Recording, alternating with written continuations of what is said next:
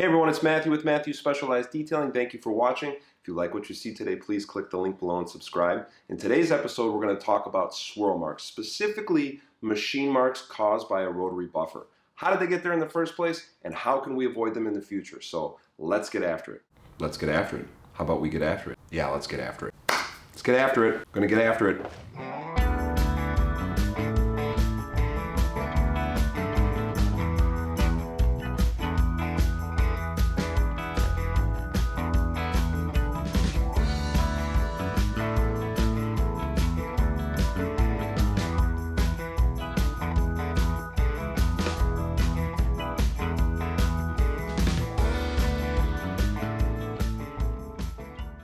Alright guys, so in today's video, my goal is not to show an actual end result.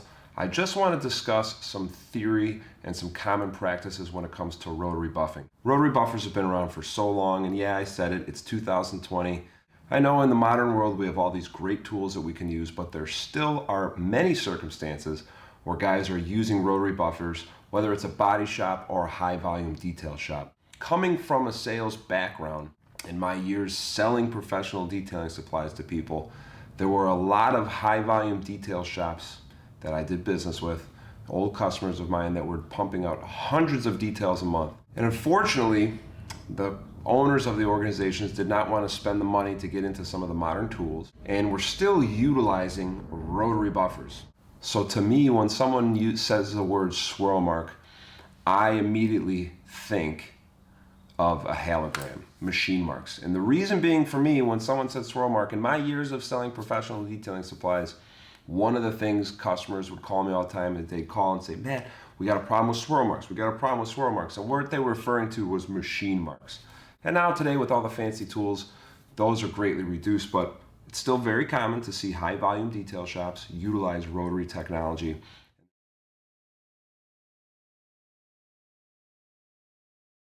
All right, so let's talk about some things to avoid. You will often see guys taking a rotary machine, and when they're coming up to an edge or they're coming up to a corner, you'll see them lift the tool top to bottom, left to right. And one of the things I want to bring to everyone's attention is when a rotary machine, when this is spinning in a perfect circle, technically it's running a lot cooler at the center than it is at the edge of the pad. So if this machine was on full blast and you were able to put your finger right in the center, you'll be able to actually hold your finger over the center a lot longer than you would over the edge. You got much more dragging around here. What happens is on the edge of this pad, it's running a lot hotter than it is in the center of the pad. So when that happens and you lift this to one side, all that heat displacement that has been built up in the pad just unloads in one corner. And when that happens, that's when you're gonna get those heavy buffer trails that you guys see. A lot of times, you'll see videos, I know you guys have seen the pictures, we've all seen the pictures, we've all seen the videos where you get the buffer trails, and the really aggressive ones that you see were from that exact component where heat was built up in the pad, the machine lifted to the side. Once that machine lifts to the side, all that heat just gets displaced right into one isolated spot. And then you repeat that process all over the whole car.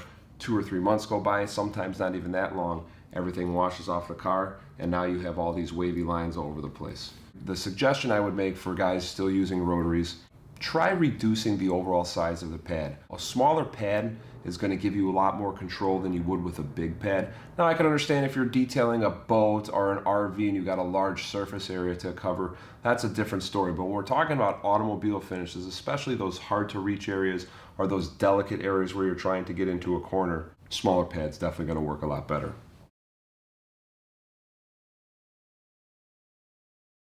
One of the reasons people have moved away from using rotary buffers is simply because they make a freaking mess. Detailers know this, detailers don't like this. Oftentimes I would see guys taking product of choice, they would put it on an applicator like this, and they would apply it to the area that they want to buff. Almost kind of like putting on a wax, or almost like putting on a paint sealant or a ceramic coating. They would box out the area before grabbing the machine. So I want to strongly recommend, if you're doing rotary buffing, don't do this. The reason I'm showing you this is now what happens is when I take the compound and I dispense it on the surface area, the product begins to dry. It's flash drying. The solvents are flashing into the air, and by the time I pick up my buffer, and the moment I introduce heat to this is dry. This will start to dry, and so now I am taking dried residue and dragging it across the surface of the panel, which is going to create a pretty strong halogram that will be seen later. One way this can be avoided is by buffing when it's wet. Put a fine ribbon of product right onto the surface of the paint and push hard on your first pass, and as the product breaks down, you're going to reduce your pressure. The vehicle is a new car. It's in really good shape.